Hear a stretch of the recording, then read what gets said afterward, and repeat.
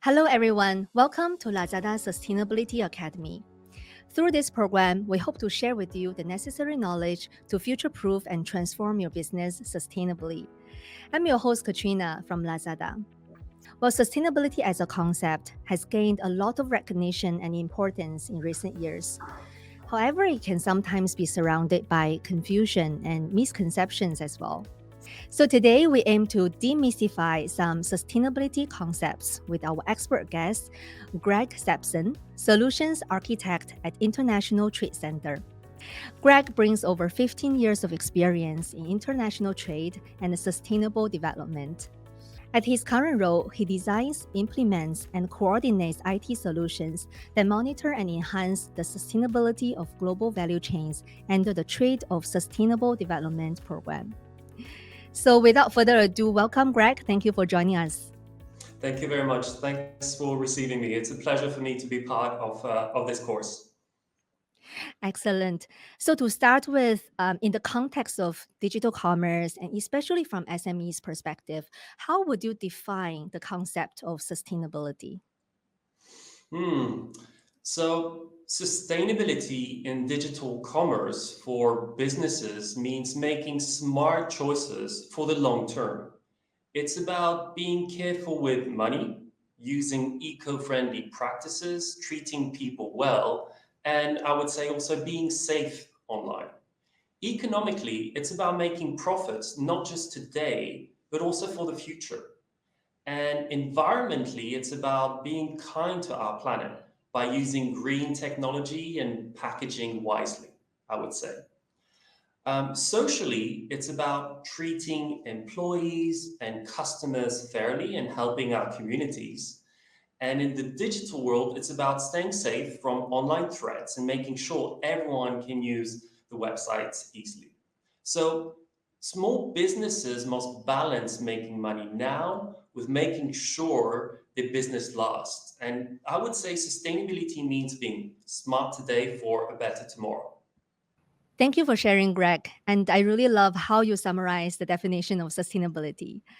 Well, in the ever evolving landscape of sustainability, it is also not uncommon for it to be confused with many other related concepts. We all heard of terms like CSR, ESG, circularity, and so on. So, Greg, could you help us understand the differences among these concepts and how they intersect with sustainability? Yeah, absolutely. Absolutely, Katrina. So sustainability is different from corporate social responsibility, CSR, environmental, social, and governance, ESG, and circularity, because it takes a big picture, a long-term view. While CSR and ESG focus on doing good, and circularity is about using resources wisely, sustainability combines all of these ideas into a practical plan. Imagine sustainability like balancing a three-leg tool.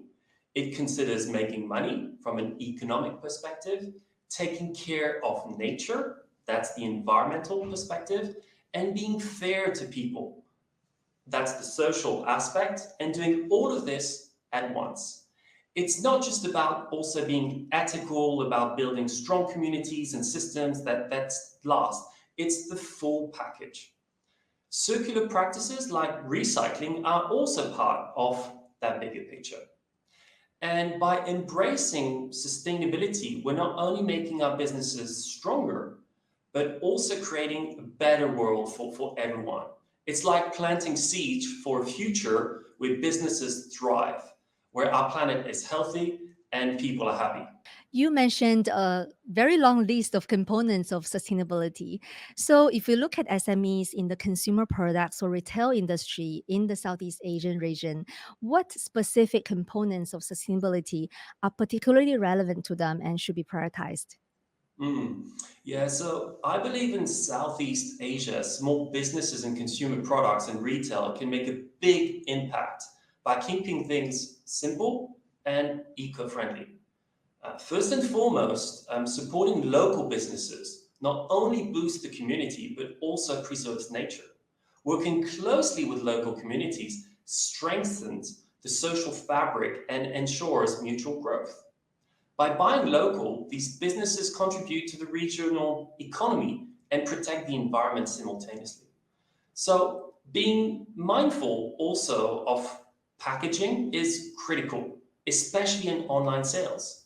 Using less packaging reduces waste, making a positive environmental difference. Embracing recycling and reusing practices further support sustainability. Encouraging recycling among your customers and finding creating ways to reuse products can benefit the environment, but also showcase your business's commitment to eco-friendly practices.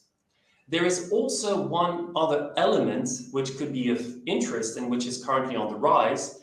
It's getting certified, getting compliant to some certifications, such as organic, and using labels to inform your customers about eco-friendly efforts to build trust and credibility. So to move forward, I really think it's important for businesses to embrace such sustainability considerations to flourish in their industry. As I also briefly mentioned in the introduction, we know that sustainability is gaining a lot of attention nowadays.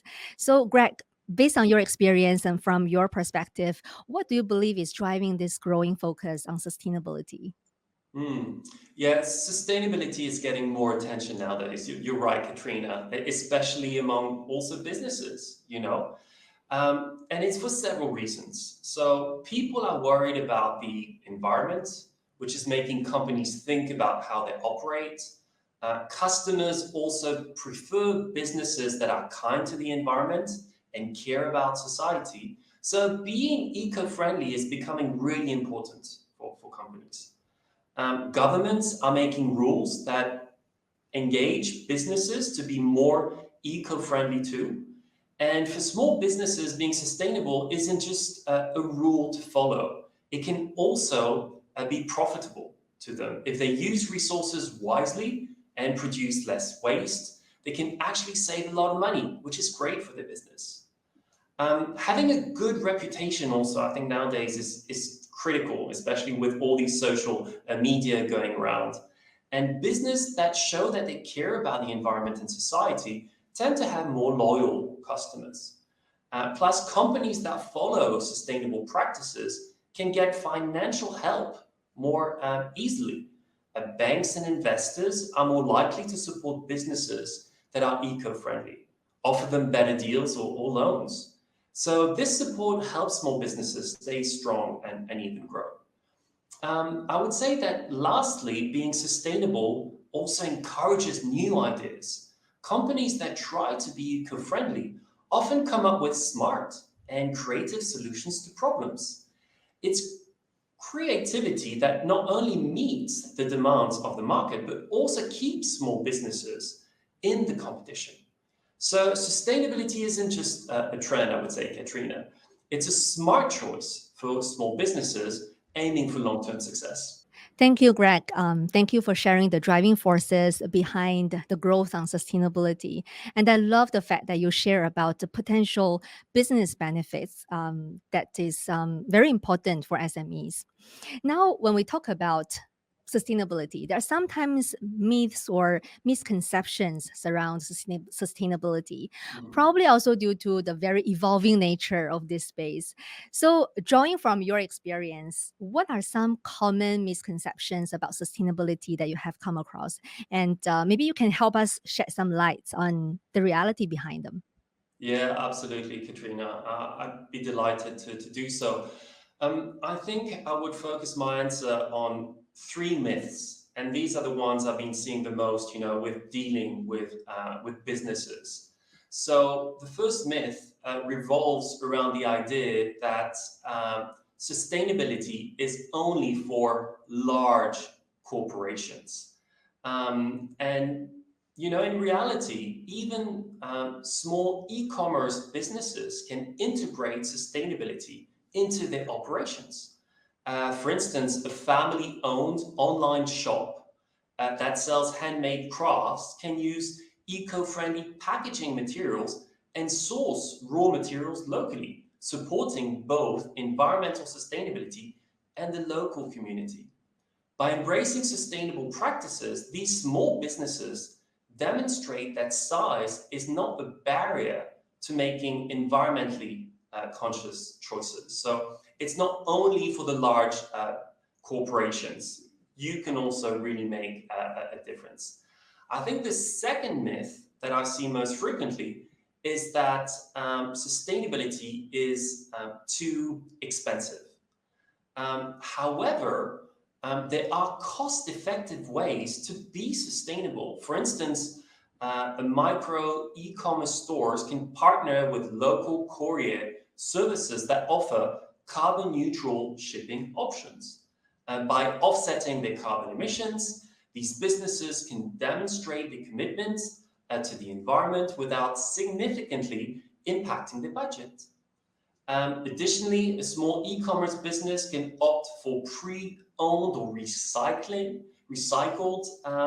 packaging materials, reducing costs while promoting recycling efforts. By making such choices, these businesses show that sustainability can be achieved with a limited budget. And thirdly, one thing that's really important is that sustainability is not just marketing. When businesses actively engage in environmental initiatives, such as organizing community cleanup events or contributing a portion of their profits to local environmental causes, these prove their genuine commitment to sustainability. For example, a tiny online bookstore might donate books to a local school or library, promoting literacy and reducing the demand for new book production. These actions not only benefit the community, but also showcase the authenticity of the business's sustainability efforts. So dispelling the myth that marketing is just all that we're trying to do, when in fact we are really trying to implement sustainability at large, Katrina. Our last question for today is probably linked to your first misconception that you debunked just now. So, when it comes to sustainable transformation, I think it's also important to recognize that SMEs typically they face some unique challenges. But the flip Hmm. side, I would say that they also enjoy some benefits when compared with large organizations. So, could you highlight some key challenges and advantages that you observed? Yeah, absolutely, Katrina. So indeed, there are both challenges and advantages to implementing sustainability practices. I think one of the biggest challenges right now are the limited resources. You know, unlike very large corporations, often small businesses operate on tighter budgets, making Mm. it difficult to allocate funds for comprehensive sustainability initiatives. At times, also, small businesses lack in-house expertise that is dedicated to sustainability. So I think these are very often some of the biggest challenges that we see. In terms of advantages, small businesses being small very often possess unique advantages which can help them facilitate the sustainability efforts. One significant advantage is their potential agility. So small businesses can swiftly adapt to changes and implement sustainability practices, you know, with less bureaucracy. And I earlier alluded in a former question to some of the ways in which this can be done. And I think this flexibility enables businesses to respond quickly to the emerging eco-friendly requirements and demands from the market. Additionally, I think on the advantage side, it's really possible to be innovative for smaller teams. And this should not be underestimated. Small businesses can harness their smaller size to foster innovation and flexibility.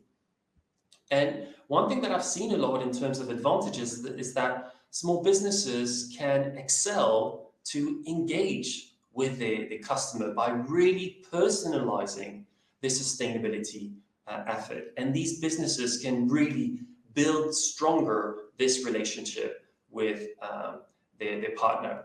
And lastly, I would say that on the advantages side, small businesses can tap into niche markets by specializing some sustainable products and services, catering to consumers that are seeking these ethical and eco-friendly options. So there is a balance between challenges and advantages, but if taken, holistically, it can be a true advantage. Greg, you mentioned about two key challenges that SMEs are facing. One is resource, and the other one is in-house expertise. Do you have any advices or tips that you can share with SMEs on how to overcome those challenges? Yeah, absolutely, Katrina. So when it comes to the limited resources, sustainability is an investment in the long term, right? You may have high costs now, but you may have more benefits in the future. So it should be seen within that framework. Now, in order to possibly compensate to the additional costs that may arise when implementing sustainability practices, there are banks that are willing to provide some more advantageous loans to businesses that implement sustainability practices. And sometimes those rates from the banks can be very low. So this is one way in which you can counteract against this limited resources at the beginning of the program.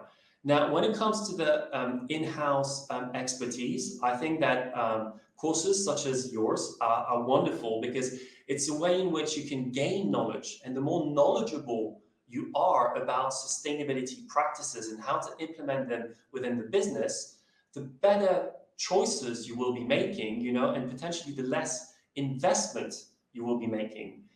So I think this is really important. And also possibly on the lack of in-house expertise, you should be collaborating. You can collaborate with partners, with organizations, with businesses that may also be implementing sustainability practices. So really try to share among your community and gain best practices as to how to implement sustainability. Excellent sharing, Greg. Thank you so much for your time and for your insights.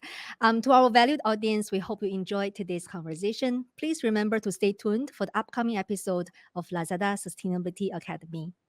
Bye for now.